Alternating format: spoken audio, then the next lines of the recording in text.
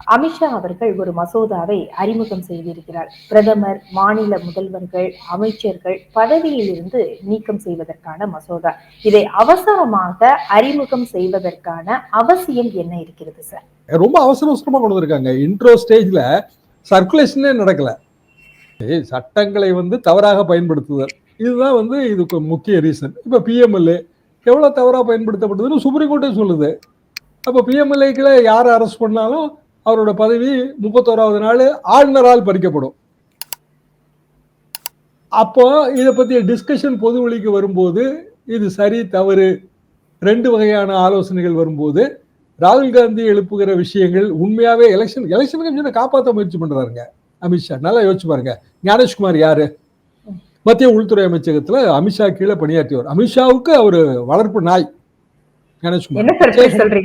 ஆமாங்க, அவர் வீட்டுல இருக்கிற டாக் தான். அவர் முழுக்க முழுக்க அவர் சொல்றதுதான் அவர் செய்வாரு. இதுல ஒன்றும் சந்தேகமே கிடையாது. அமித்ஷா ஞானேஷ்குமாரை பரிந்துரைத்த போது பின்னாடி என்னெல்லாம் நடந்ததுங்கிறதெல்லாம் இப்போ பத்திரிகையில செய்தியா வருது.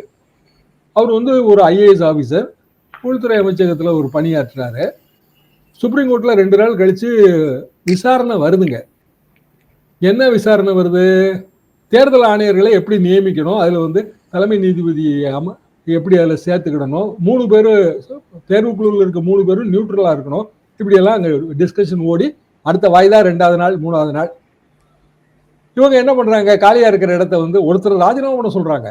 அவர் ராஜினாமா பண்ணி இப்ப ஏதோ ஒரு நாட்டுல தூதர் அந்தஸ்துல இருக்காரு. அதுக்கப்புறம் அவர் பொது வெளிக்கே வரல. சுப்ரீம் கோர்ட் மேட்டரை முடிச்சிருங்கிறதுக்கு 2-3 நாளைக்கு முன்னாடியே அவசரமா கொடுத்த போட்டு ஒன்னு பிரதமர், 2வது அமைச்சர், உள்துறை அமைச்சர் மாதிரியான ஒரு அமைச்சர் அந்தஸ்து, 3வது லீடர் ஆஃப் ஆப்போசிஷன் ராகுல் காந்தி அப்ஜெக்ட் பண்றாரு. இதெல்லாம் சொல்லி இன்னும் 2 நாள் கழிச்சு இல்ல 3 நாள் கழிச்சு சுப்ரீம் கோர்ட்ல மேட்டர் முடிஞ்ச பிறகு இந்த கூட்டத்தை வைக்கிறதுல என்னங்க தப்புன்னு கேட்கிறாரு. அதை ஏத்துக்கவே இல்லையே. ஞானேஷ்குமாரை ஒரு கமிஷனரா போட்டாங்க. என்ன காரணம்னா தலைமை தேர்தல் கமிஷனர் ரிட்டையர் ஆக போறாரு.